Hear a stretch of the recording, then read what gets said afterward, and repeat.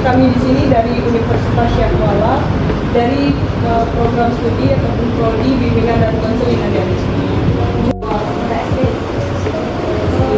Ini deh suara. Nama saya Ayu, kelas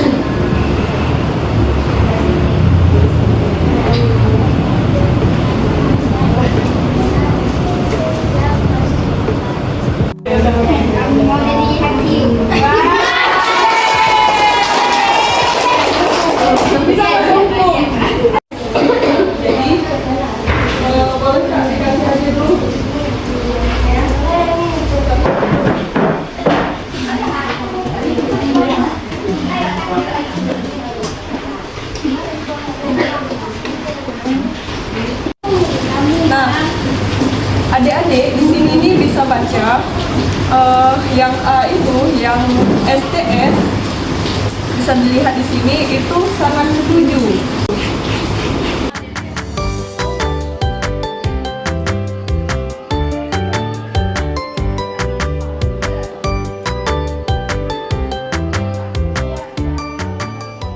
Assalamualaikum warahmatullahi wabarakatuh. Perkenalkan, nama saya Suci Ramadhani. Saya perwakilan dari kelompok 5 dengan NPM 71. Adapun tujuan layanan bimbingan kelompok yang saya berikan kepada adik-adik panti yaitu yang pertama, supaya adik-adik bisa lebih mengenal potensi diri mereka. Lalu mereka bisa memahami diri mereka dan apa yang mereka butuhkan di masa depan serta apa yang perlu mereka perbaiki. Nah, setelah dilakukannya asesmen sederhana berupa angket, ditemukan bahwa adik-adik pada panti ini belum mengenal potensi diri mereka, yaitu sekitar 7 orang adik panti. Maka dari itu saya memutuskan untuk memberikan layanan bimbingan kelompok dengan tema mengenal potensi diri. Adik-adik, assalamualaikum warahmatullahi wabarakatuh. Waalaikumsalam warahmatullahi wabarakatuh. Selamat sore adik-adik semua. Gimana kabarnya hari ini? Ada yang sakit kan ya? Merah. Siapa namanya? Siapa sanggup? Ya, nggak sanggup nanti bilang ya sama kakak ya. Baik, sebelum kita mulai hari ini, kita mulai dengan berdoa dulu ya. Doa dulu.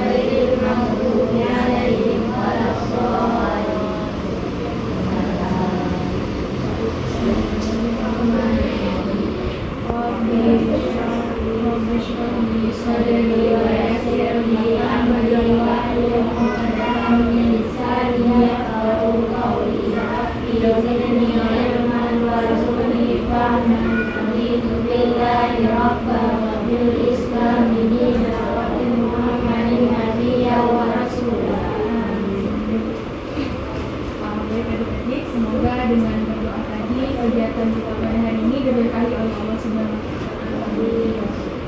Nah, sebelumnya perkenalkan, nama kakak Suci Ramadhani. Kakak dari Universitas Syahwala, jurusan bimbingan dan konseling. Saat ini kakak semester 5. Terus sebelum kita mulai juga lebih lanjut kegiatan kita, kakak mau kita saling kenalan dulu ya. Kenalannya itu sebutin nama, kelas, terus sekolah di mana. Beda-beda nggak sekolahnya? Sama ya, udah sekali ya. Mulai dari sini.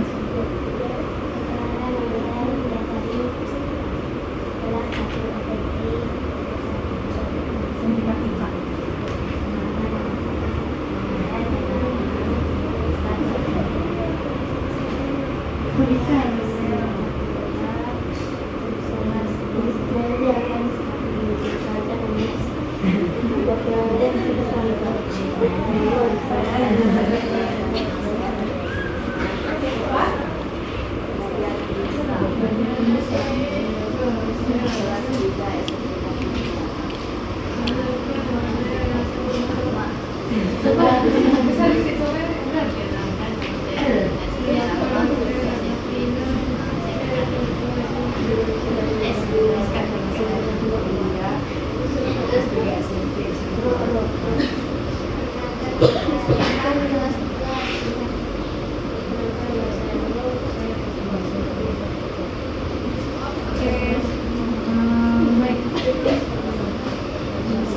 Terima kasih ya adik-adik sudah mau memperkenalkan diri supaya kegiatan kita pada hari ini berjalan lancar. Oke, nanti ke depannya Kak mohon maaf ya kalau misalnya Kakak belum bisa ingat nama kalian atau nanti salah-salah sedikit. Ya. Nah, selanjutnya hari ini kita tuh akan melaksanakan bimbingan kelompok. Adik-adik semua ada yang pernah melaksanakan bimbingan kelompok di sekolah? Pernah? Itu kelas berapa? Bimbingan kelompoknya? Pernah sekolah? Kalian tahu nggak bimbingan kelompok itu apa? Yang tahu? Belum tahu pengertiannya ya? Jadi bimbingan kelompok itu adalah layanan bimbingan konseling untuk individu, tapi diberikannya itu dalam kelompok. Jadi nanti selama bimbingan kelompok kita bakal berbagi pengalaman untuk berbagi wawasan, menyampaikan pendapat dan lain-lain.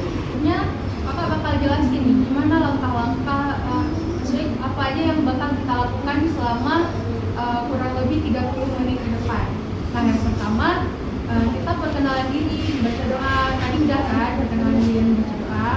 Lalu nanti kakak bakal menyampaikan sedikit materi yang nanti kalau misalnya kalian ada yang kurang paham mengenai apa yang kakak sampaikan itu nanti boleh ditanyakan dan kita diskusikan bersama. Lanjut, kakak mau kita nih buat kesepakatan bersama. Kalau dari kakak itu aturannya nanti selama bimbingan kelompok dimulai, selama kami jelaskan materi itu kakak maunya adik-adik semua tuh kan baik ya. Terus nanti kalau misalnya ada yang kalian nggak paham, kalian boleh tanyakan ke kakak gitu. Kalau misalnya kakak tahu jawabannya, kakak bakal jawab dan sharing ke kalian. Tapi kalau kakak tahu, kita diskusikan sama-sama ya. Kalau dari kalian ada yang mau disampaikan nggak? Apa aturan yang mau kalian buat itu selama bimbingan? Nggak ada? Sepakat berarti ya sama dua aturan tadi. Sepakat. Semangat dong. Sepakat nggak? Oke. Langsung aja ya kita mulai. Nah, jadi adik-adik semua, materi kita pada sore hari ini yaitu mengenal potensi diri. Kalian tahu nggak potensi diri itu apa?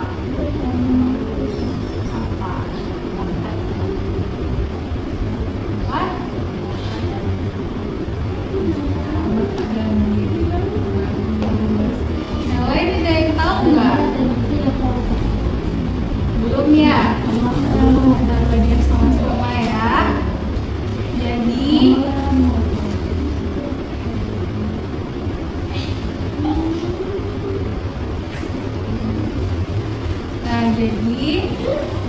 potensi diri itu adalah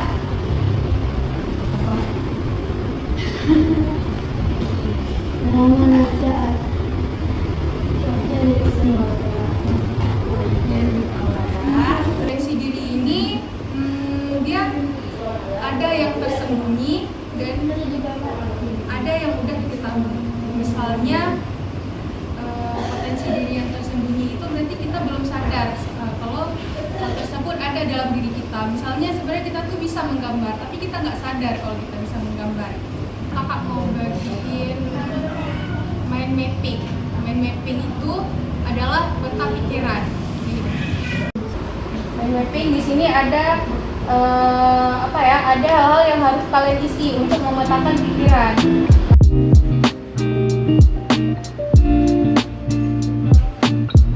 Ini kan ada ini kotaknya, ada profesi impian, minat, kemampuan, hobi, rencana masa depan, hidup, terus inspirasi sama pendidikan. Nah, jadi kotak profesi impian ini kalian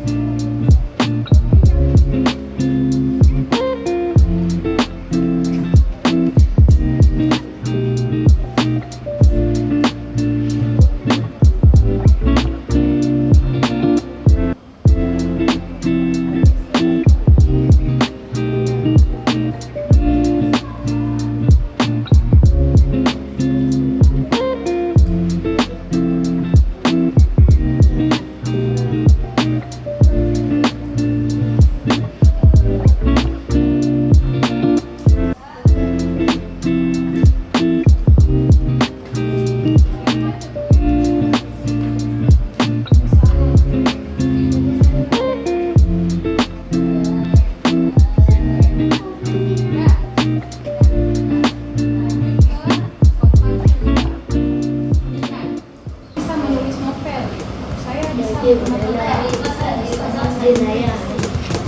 saya bisa menggambar, saya bisa bernyanyi. Dan kalian saya suka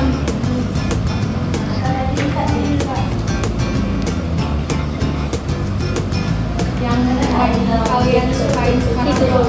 Hari ini ku dendangkan lagu yang ingin ku nyanyikan,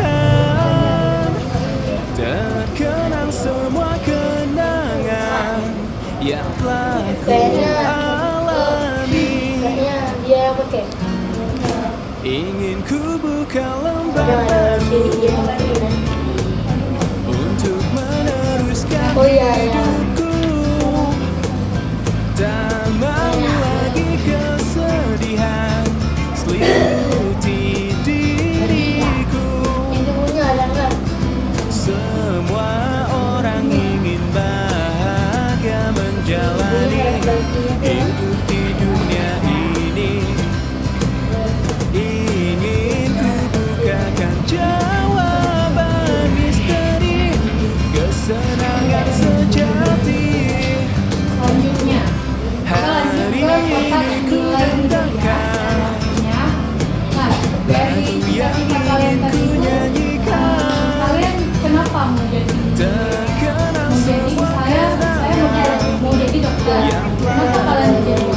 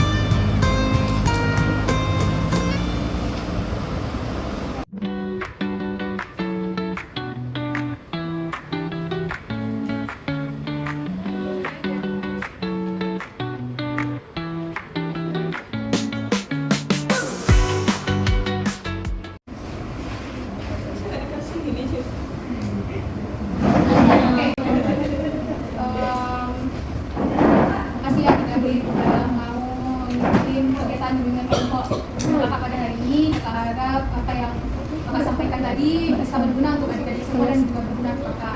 Terus, apa kalau misalnya ada salah-salah kata dari kakak mohon maaf kali ya. Terus sebelum kita tutup, mari kita baca doa. Allahumma wa bihamdika asyhadu an la ilaha illa anta astaghfiruka wa atubu ilaik. Maaf. Wassalamualaikum warahmatullahi wabarakatuh. Waalaikumsalam warahmatullahi wabarakatuh. Baiklah, saya Suci Ramadhani akan memberikan video refleksi mengenai layanan yang telah saya berikan kepada adik-adik panti Islam Medeka.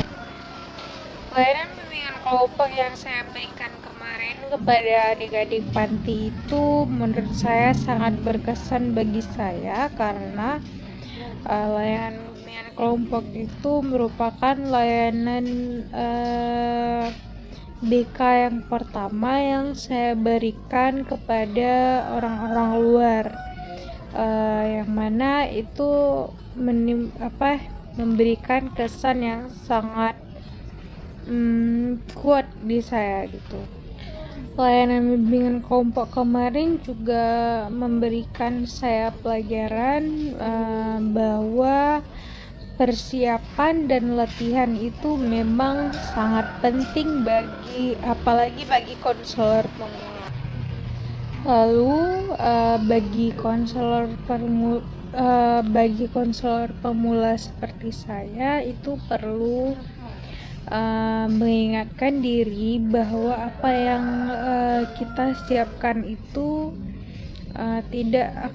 tidak semuanya akan sesuai seperti realita. Pasti itu bakal ada gangguan-gangguan kecil seperti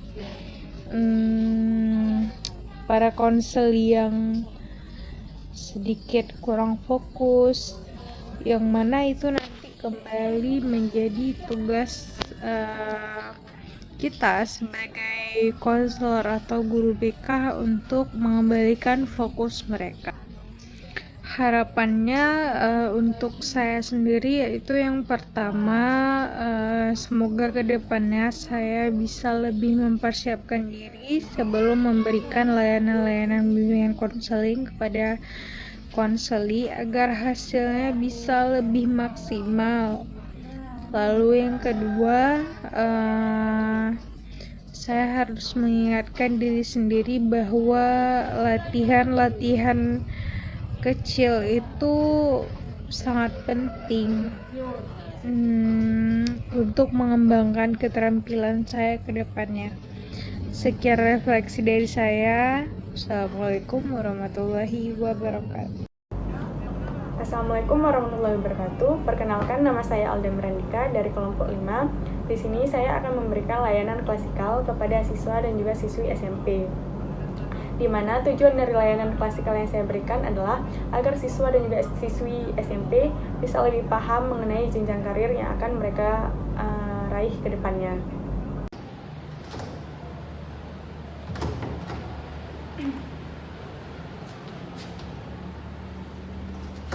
Assalamualaikum. Selamat pagi anak-anak.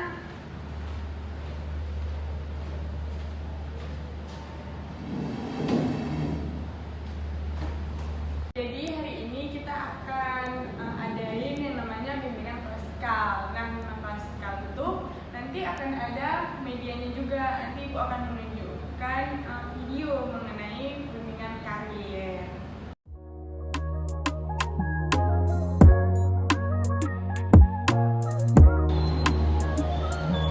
Jadi nanti kan di sini kalian kan isi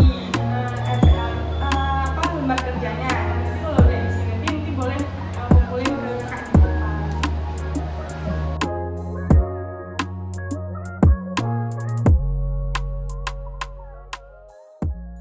Baiklah anak-anak, jadi kesimpulannya dari bimbingan klasikal kita hari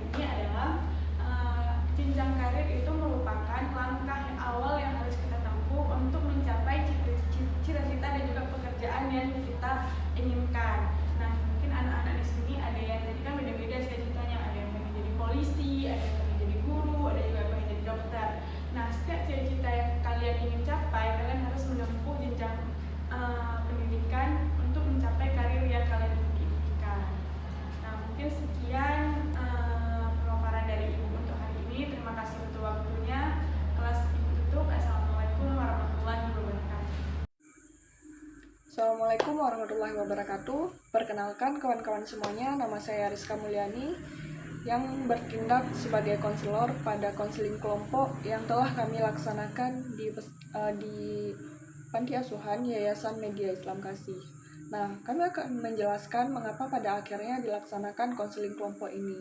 Nah, berdasarkan asesmen ataupun angket yang telah kami berikan pada pertemuan pertama, ditemukan bahwasanya adik-adik di panti asuhan tersebut mereka belum mengetahui apa yang menjadi potensi diri mereka. Mereka belum mengetahui apa yang menjadi kelebihan serta kekurangan dari diri mereka. Sehingga konsep diri mereka belum terbentuk secara sempurna ataupun secara bagus seperti itu. Nah, ini sejalan dengan teori super yang kami juga angkat bahwasanya pada masa SMP harus diperkenalkan ataupun diperkuat konsep dirinya. Oleh karena itu kami mengadakan konseling kelompok untuk memperkuat konsep diri mereka sehingga mereka bisa melihat apa yang menjadi kekurangan mereka dan juga apa yang menjadi kelebihan mereka sehingga mereka bisa menetapkan arah karir mereka dengan jelas seperti itu. Oke, baik adik-adik semuanya, kita mulai ya kegiatan kita pada hari ini. Baik, Kak. Ya, Assalamualaikum warahmatullahi wabarakatuh. Waalaikumsalam warahmatullahi wabarakatuh. Nah, alhamdulillah pagi ini walaupun cuacanya sedang hujan, sedang mendung seperti ini, kita bisa berkumpul kembali di tempat ini dan juga dengan Kak Rita sebagai konselor kalian pada hari ini. Nah, sebelum kita masuk lebih dalam tentang apa sih kegiatan yang akan kita lakukan pada hari ini, sebelum itu mari kita berdoa terlebih dahulu. Nah, sebelumnya kakak ingin minta satu orang di antara kalian, siapa yang mau memimpin doa? Saya, Pak. Doa dimulai di dalam hati masing-masing ya. Berdoa dimulai.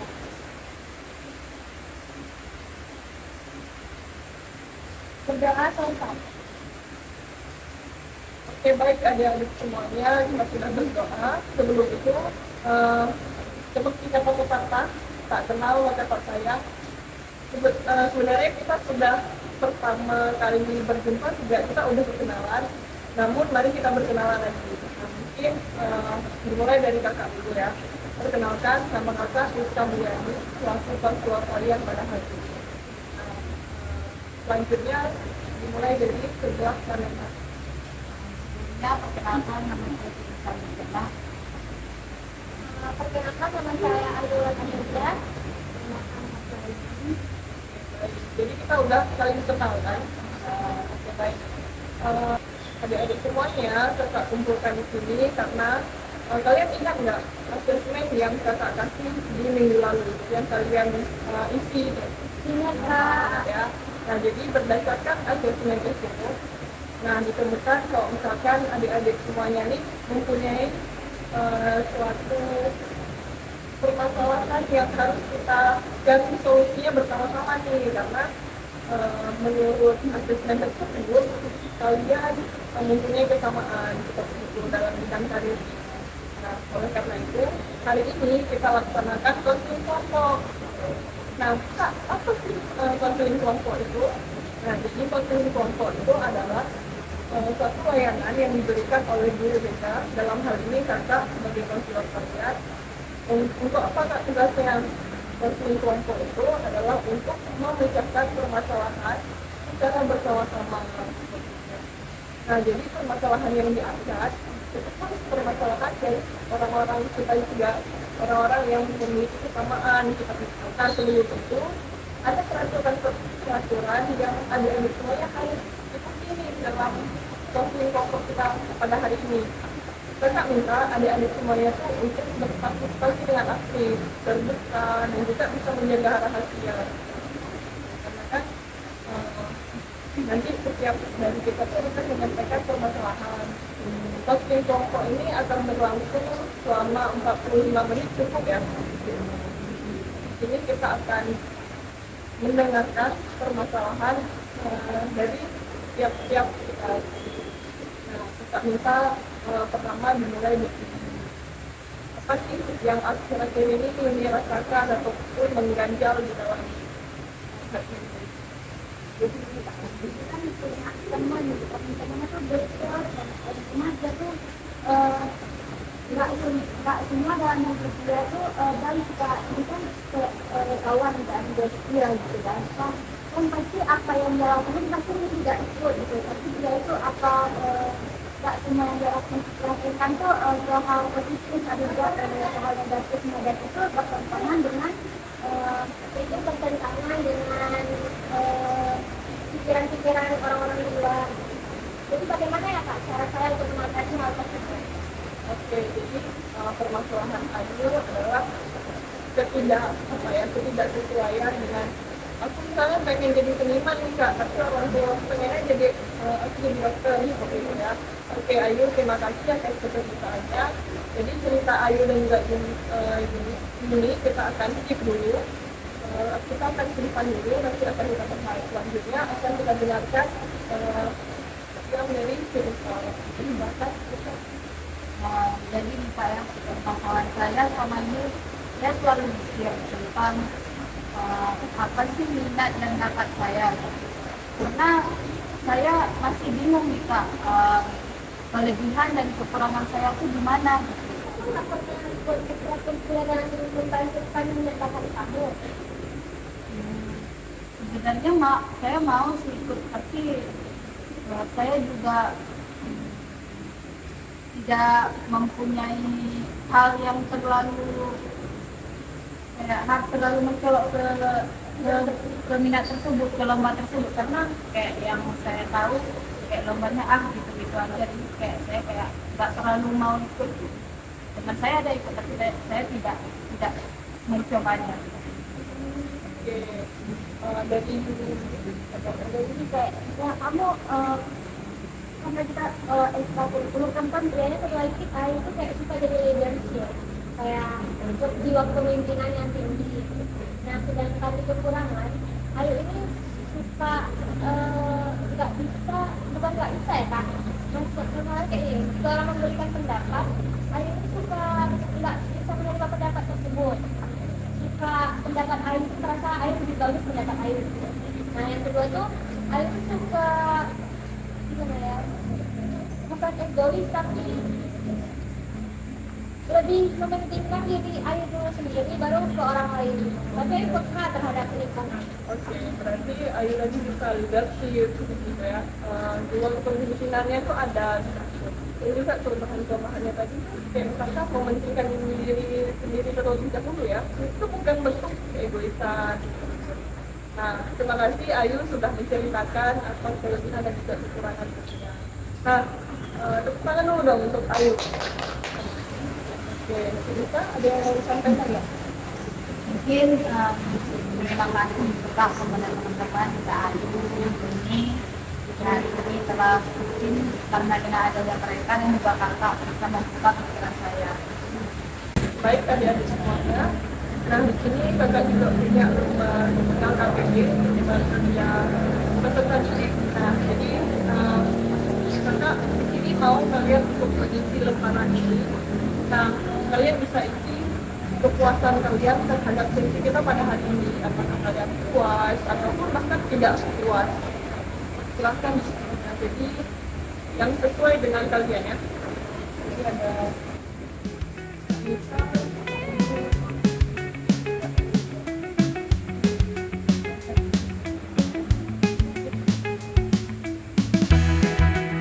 teruskan aja ya.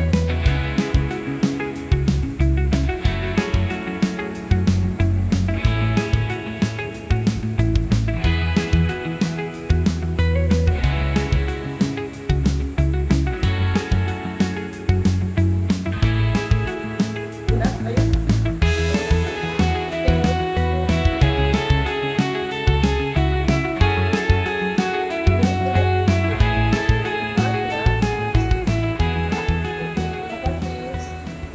Oke, baik. Nah, adik-adik semuanya, alhamdulillah sesi kita ini sudah mau berakhir.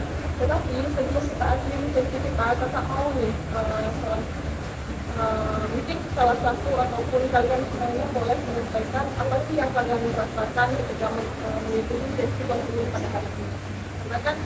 seperti yang kita lihat tadi, permasalahannya ini bukan cuma permasalahan cedera, tapi ini juga pernah merasakan hal itu, Ayu juga pernah merasakan hal itu, bahkan kakak tidak pernah merasakan hal itu. Apa yang kalian rasakan ketika kita mengikuti sesi konseling ini?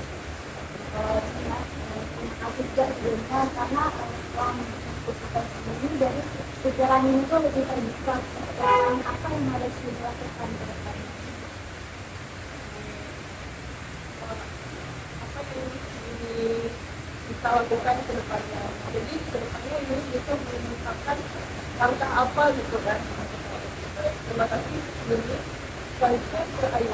Pertama, saya terima kasih buat kakak dan teman-teman semua dan membantu membuka pikiran saya. Dengan adanya sosialisasi ini, saya jadi tahu Kak, lingkar pertemanan kita, lingkar kehidupan kita ini harus bersosial, dan kita juga harus menunjukkan rasa percaya terhadap orang lain dan saling support system supaya tidak ada lagi teman-teman yang merasa sendiri. Gitu. Oke, baik, terima kasih banyak Ayu. Selanjutnya kemudian Sulisya. Sebelumnya nih terima kasih kepada kakak selama dan teman. Mungkin dari konseling ini saya memiliki banyak saran gitu yang akan saya pikirkan ke depannya, dan juga saya akan melangkah sedikit demi sedikit agar saya yang dulu tidak akan terjadi ke saya yang akan jadi ke depan. Oke, baik, terima kasih. Kita dulu dong. Ini banyak sekali ya juga. Nah, terima kasih adik-adik semuanya atas partisipasi aktifnya pada hari ini. Kita tutup, kita mulai tadi dengan doa, kita juga harus akhiri dengan doa. Siapa yang mau memimpin doa? Saya juga Boleh, boleh. berdoa di dalam hati.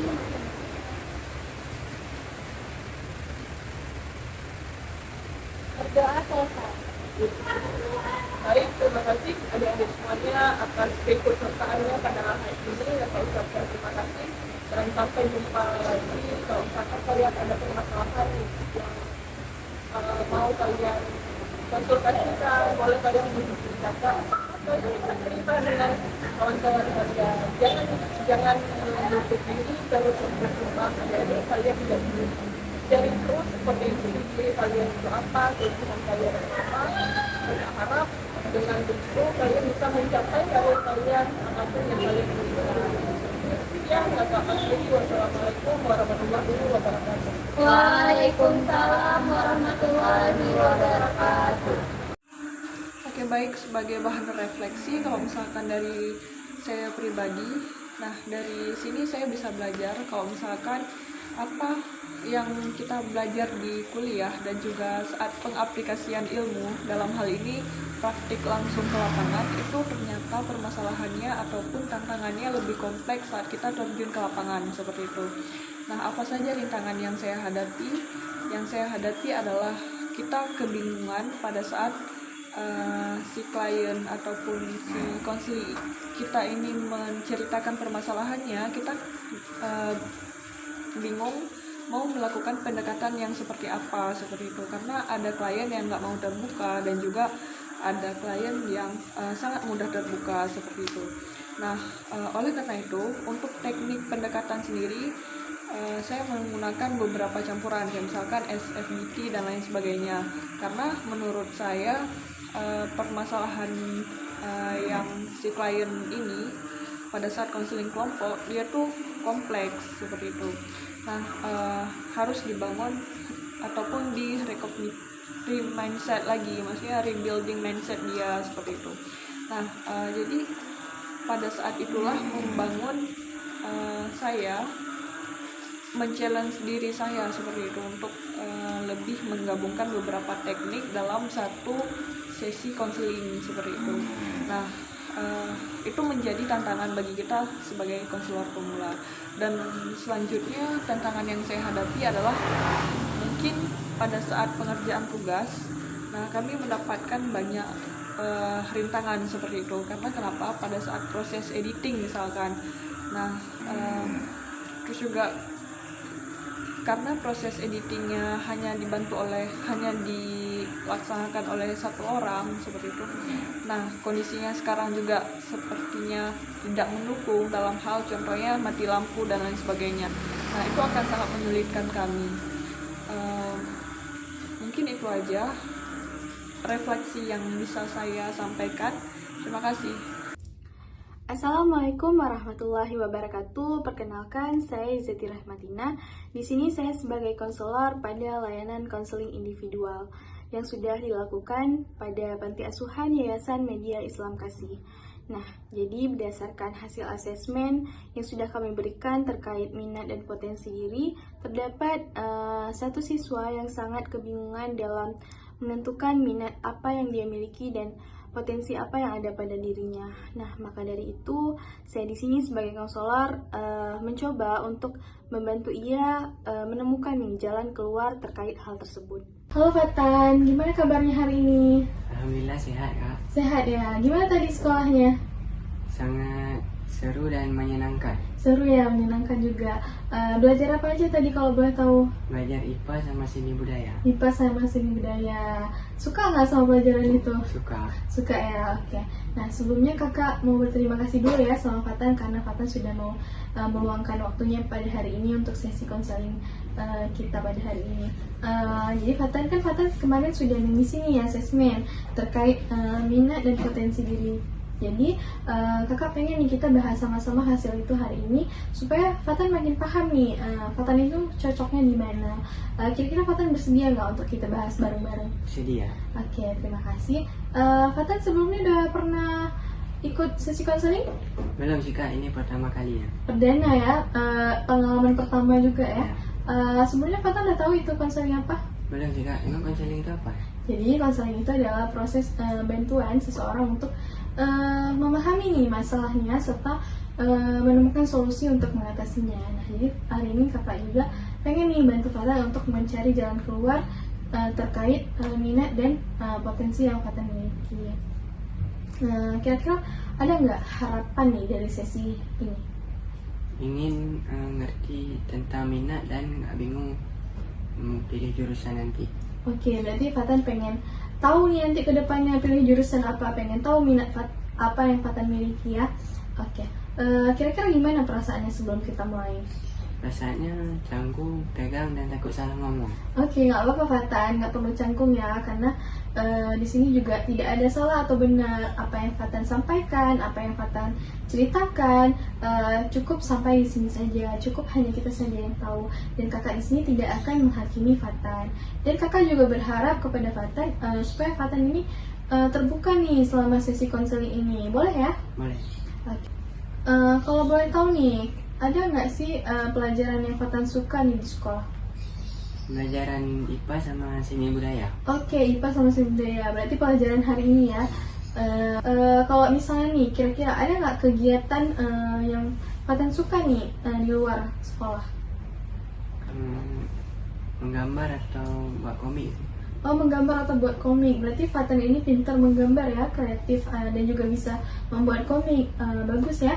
Terlihat juga dari hasil asesmen kemarin bahwa Fatan ini menunjukkan ketertarikan nih di bidang sains dan seni budaya. Kira-kira itu cocok nggak buat Fatan? Sangat cocok.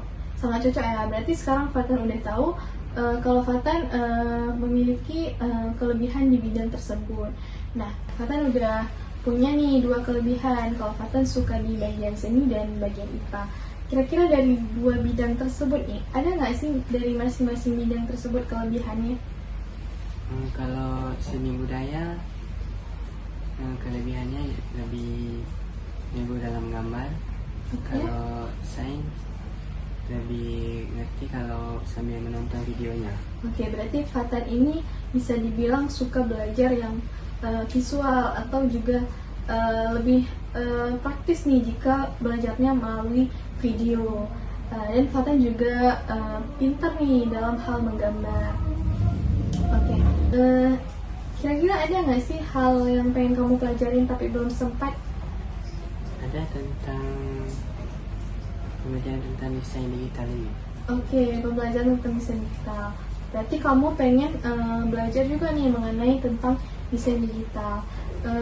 Berarti kan tadi kamu sudah bilang bahwa kamu suka seni, suka IPA, dan juga desain digital. Tapi kamu sebenarnya masih bingung nih mau mulai dari mana. Nah, kira-kira dari semua bidang tadi, kamu mau fokus dulu ke bidang yang mana? Bidang desain digital itu. Oke, bidang desain digital dulu. Kira-kira ada nggak langkah kecil nih atau hal kecil yang pengen kamu coba terkait pembelajaran desain digital tadi? Langkahnya dengan menonton video-video dasarnya dulu. Oke, berarti kamu sudah tahu ya kalau kamu bakal memulai langkah untuk menonton video terkait desain digital tersebut. Itu udah hal yang bagus ya, udah langkah yang bagus juga, dan juga itu praktis untuk dilakukan sehari. Nah, kira-kira kamu boleh nggak kakak saranin untuk kayak nonton video itu dalam seminggu tuh 2 kali, dan dengan waktu kayak 10 sampai 15 menit. Menurut kamu gimana? Bisa? Bisa ya. Kira-kira kamu bisanya di hari apa? Di hari Rabu. Rabu ya. Kalau boleh tahu kenapa hari Rabu? Karena waktu luangnya lebih banyak. Oke, berarti kayak hari Senin, Selasa itu kayaknya dininya ya. Oke, berarti hari Rabu ya. Kita coba. Oke. Nah, kan kita udah tahu nih jadwalnya, udah tahu juga hal apa nih yang pengen kamu lakuin nanti untuk kamu coba. Ada nggak sih ketika kamu bingung nih di awal nih pas kamu coba, kamu kira-kira bakal ngapain? Bakal mengulang video yang saya nonton atau menanya teman yang udah bisa. Oke, berarti kamu sudah tahu nih, udah punya cara ya. Kalau misalnya bingung di awal, kamu bakal nonton videonya ulang dan nanya ke kawan yang sudah paham terkait hal desain digital tersebut. Kira-kira dari obrolan tadi nih, ada nggak sih yang kira-kira buat kamu sadar nih tentang diri kamu sendiri? Ada, saya sadar punya minat tapi masih bingung mulainya dari mana. Oke, berarti kamu sudah mulai sadar ya kalau kamu sebenarnya itu punya minat, tapi kamu bingung nih untuk mulai dari mana. Tapi setelah kita ngobrol, kayaknya kamu sudah tahu ya harus ngapain, dan dengan adanya langkah-langkah yang tadi, langkah-langkah kecil tadi, kamu sudah tahu mau mulai dari mana. Oke, gimana perasaannya setelah kita ngobrol-ngobrol tadi? Sudah lebih lega dan udah tahu mau mulai dari mana. Oke, berarti sudah lumayan lega ya, udah tahu juga mau ngapain. Oke, untuk hari ini kita sudahi dulu ya. Sampai di sini berhubung juga waktu udah hampir 20 menit. Untuk pertemuan selanjutnya bisa kita lakukan di hari berikutnya. Jika kamu mau, kakak ada di sini untuk bantu kamu. Terima kasih ya, selama sesi konseling ini kamu sudah mau terbuka. Sama-sama ya. Oke, yang jadi bahan refleksi untuk diri saya setelah saya memberikan layanan konseling individual tadi, sebenarnya saya ngerasa konseling tadi sudah berjalan cukup hangat, namun masih banyak hal yang perlu saya tingkatkan, terutama dalam hal menggali perasaan si klien dan juga mengeksplor si klien secara lebih mendalam. Terus juga saya ngerasa masih kurang dalam merespon secara empatik ketika saya memberi refleksi, masih refleksi secara umum. Mungkin kedepannya saya akan coba memberikan refleksi secara lebih spesifik agar nantinya klien juga merasa lebih dipahami. Mungkin sekian refleksi dari saya. Terima kasih. Assalamualaikum warahmatullahi wabarakatuh.